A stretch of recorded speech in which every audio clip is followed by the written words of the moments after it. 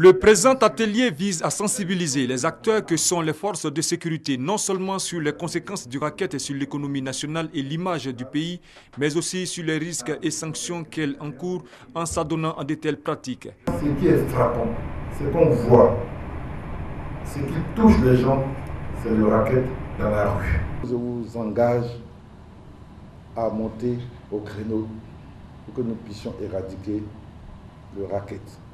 Ce racket qui est si visible, qui déstabilise nos compatriotes. Parce que moi, je ne laisserai pas prospérer.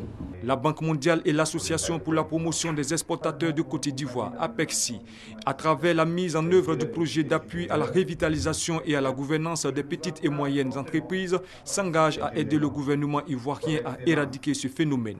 Phénomène perceptible au niveau des forces de sécurité et qui se caractérise par les tracasseries routières. La Banque mondiale a mis à disposition de l'État de la Côte d'Ivoire un projet, un financement dans lequel il y a une composante d'appui à toutes ces initiatives de lutte contre les rackets pour mettre en œuvre des campagnes de sensibilisation, campagnes de renforcement des capacités, ainsi que des moyens pour faciliter la communication et éradiquer ce phénomène. Le phénomène du racket constitue une entrave grave aux activités socio-économiques indispensables à la relance de l'économie nationale.